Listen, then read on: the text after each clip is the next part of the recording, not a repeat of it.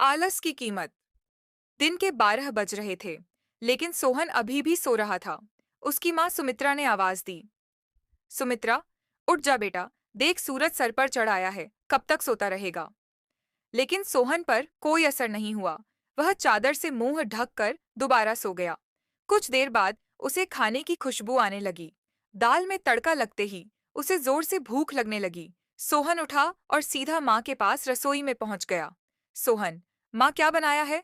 सुमित्रा, पहले जाकर नहा, फिर आना रसोई में, दाल चावल बनाए हैं। दाल चावल सोहन को बहुत पसंद थे। वह फटाफट आंगन में गया और हैंडपंप से बाल्टी भरने लगा। इसी बीच उसे याद आया कि उसने दांत तो मांजे ही नहीं। उसने फटाफट मंजन लेकर दांतों को रगड़ लिया और मगा साबुन लेकर बैठ गया नहाने। जल्दी से नहाकर कपड़े पहनकर रसोई में पहुंच गया। तब तक खाना तैयार हो चुका था। माँ ने खाना परोस दिया।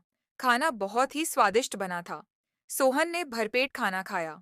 वह खाना खाकर उठा तो माँ ने टोक दिया। सुमित्रा, अब कहाँ चल दिया? सोहन, माँ लगता है खाना कुछ ज्यादा ही खा लिया, बहुत तेज नींद आ रही है। मैं तो सोने जा रहा हूँ। सुमित्रा, हे भगवान, अभी 1 घंटे पहले ही तो सोकर उठा है।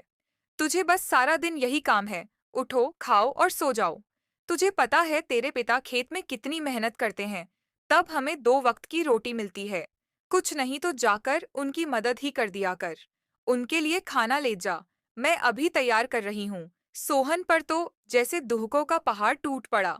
सोहन, माँ, तुम्हें पता है इतनी धूप में पहले एक बार मैं खाना देने गया था, आकर कितना बीमार पड़ गया था। तुम ही चली जाना, मैं तो सोने जा रहा हूँ। सुमित्रा को बहुत गुस्सा आया। इससे पहले वह कुछ कहती, सोहन तेजी से अपने कमरे में जाकर सो गया। सुमित्रा खाना लेकर खेत पर पहुंची। कबीरदास बहुत मेहनत से खेत जोत रहे थे। सुमित्रा, सुनो जी, पहले खाना खा लेते। कबीरदास, अरे तुम इतनी धूप में क्यों परेशान होती हो, सोहन के हाथ से खाना भेज देती। सुमित्रा, हमारे तो भाग्य ही फूट गए हैं। ऐसा आलसी बेटा मिला है, बस खाता है और सो जाता है। भगवान जाने इस लड़के का क्या होगा। कबीरदास, चिंता मत करो, एक दिन सब ठीक हो जाएगा। सोहन के माता पिता सोहन की आदत से बहुत परेशान थे। वह कोई भी काम नहीं करता था, बस सारा दिन सारी रात सोता रहता था। एक दिन सोहन के पिता ने कहा, कबीरदास, बेटा, मैं खाद और यूरिया लेने शहर जा रहा हूँ। 2 दिन लग जाएंगे, फसल तैयार होने वाली है। तू सुबह खेत पर चले जाना और सारा दिन वहीं रहना। शाम को खाना खाकर रात को वहीं सोने चले जाना। कहीं कोई जानवर खेत में न घुस जाए या कोई और हमारी फसल को नुकसान न पहुंचा दे। सोहन, पिताजी, मुझसे ये सब नहीं हो पाएगा, आप माँ को बोल दीजिए। कबीरदास, नालायक, खेत की देखभाल आदमियों का काम होता है। अगर मुझे पता लगा तू खेत पर नहीं गया या फसल को नुकसान हो गया तो तेरी खैर नहीं। सोहन डर गया। वह पिता के जाने के बाद माँ से बोला, सोहन, माँ सुबह जगा देना, नहीं तो पता नहीं पिताजी क्या करेंगे। सुमित्रा मोहन को सुबह 4 बजे जगा देती है। सोहन हाथ में फावड़ा लेकर खेत में पहुंच जाता है। वहां जाकर देखता है चारों ओर ठंडी हवा चल रही थी। वह एक पेड़ के नीचे बैठ जाता है। तभी उसे हल्की हल्की रोशनी नजर आती है। पूरा खेत लाल रोशनी से भर जाता है। सोहन ने यह सब पहली बार देखा था। वह आश्चर्य से सब देखता रहा। कुछ ही देर में सूरज उगने लगा। यह देखकर सोहन को बहुत आश्चर्य हुआ। कुछ ही देर में सभी गांव वाले खेत में काम करने आ गए। सब अपने अपने खेत पर काम कर रहे थे। सोहन पेड़ के नीचे बैठा था। तभी उसके पास के खेत से माधो काका आए। माधो काका, सोहन, मेरे खेत में पानी लग गया, अब तू अपने खेत में पानी काट ले। सोहन, काका, मुझे तो कुछ पता नहीं, ये सब तो पिताजी ने कभी नहीं बताया। माधो काका, बेटा, कभी पिता के साथ खेत पर आया है तो तुझे पता होगा। माधो काका ने अपने बेटे को बुलाकर पानी सोहन के खेत की ओर कर दिया। माधो काका, जब पूरा खेत भर जाए तो हमें बता देना। सोहन बैठकर देखता रहा, लेकिन सुबह जल्दी उठने के कारण उसे नींद आ गई। खेत में पानी बहुत ज्यादा भर गया। तभी माधो काका दौड़ते हुए आए। माधो काका, नालायक यहाँ सोने आया था, अपने पिता की सारी मेहनत बर्बाद कर दी, सारी फसल नष्ट हो गई। सोहन हड़बड़ाकर उठा।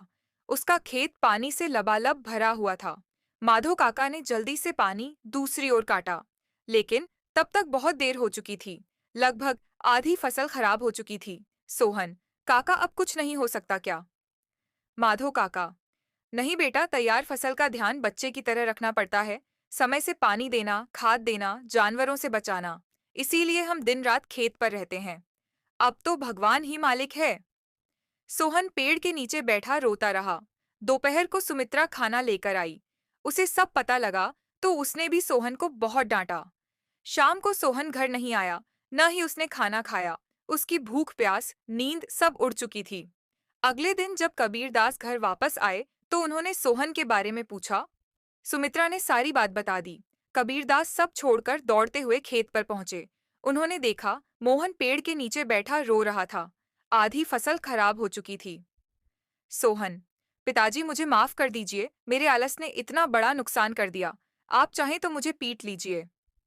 कबीरदास, नहीं, तुझे मारने से फसल ठीक नहीं होगी। वादा कर आज के बाद कभी आलस नहीं करेगा।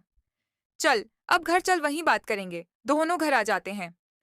सोहन की आंखों से अब भी आंसू बह रहे थे।